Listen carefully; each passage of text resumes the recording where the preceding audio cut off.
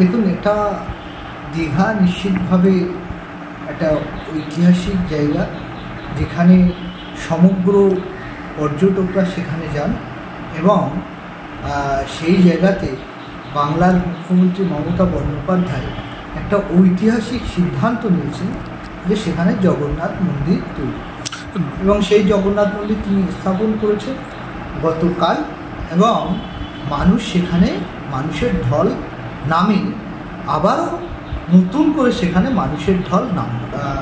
ধর্ম নিয়ে রাজনীতি করা তো ঠিক নয়, আর সরকারের কিছু নির্দিষ্ট কাজ থাকে, সরকারের কাজ করেছে। যে সমস্ত রাজনৈতিক নেতারা ধর্মকে নিয়ে রাজনীতি করার চেষ্টা করছে, বিশেষ করে দুজনার কথা তো বলতেই হয় এখন, বিশেষ করে শুভেন্দু অধিকারী আর সুকান্ত মজুমদার। আমার মনে হয়েছে তারা মানুষের কল্যাণের কথা ভাবছে না, এবং যেভাবে খুব কুরুচিকরভাবে, বিশেষ করে বিরোধী দলনেতা, আমি জানি না তিনি রাজনৈতিক শিষ্টাচার কেন হারিয়ে ফেলছেন।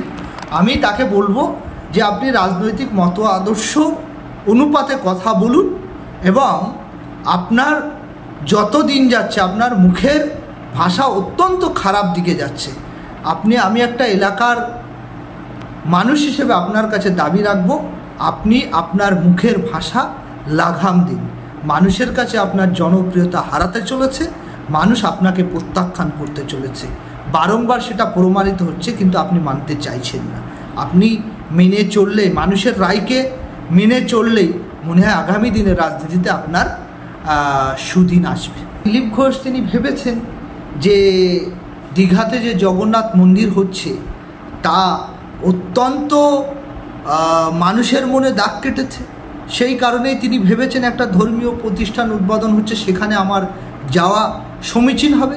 তিনি গেছেন এবং মানুষও তাকে সাধুবাদ জানিয়েছেন, ধন্যবাদ জানিয়েছেন। দিলীপ ঘোষ উনি দেখেছেন, উনিও তো একটা সময় বিভিন্নভাবে কথা বলেছেন, কিন্তু কালকের দিন সম্পর্কে আমি বলবো যে কালকের উনি যে ঐতিহাসিক সিদ্ধান্ত নিয়েছেন যে তিনি জগন্নাথ মন্দিরে যাবেন, আমি বিশেষ করে কালকের দিনের জন্যে তার এই যাওয়াটাকে, তিনিও বলেছেন যে আমি ধর্মীয় স্থান নিয়ে রাজনীতি করতে চাই না, এটা সকলের মধ্যে থাকা উচিত ধর্মীয় বিষয় নিয়ে রাজনীতি না করা।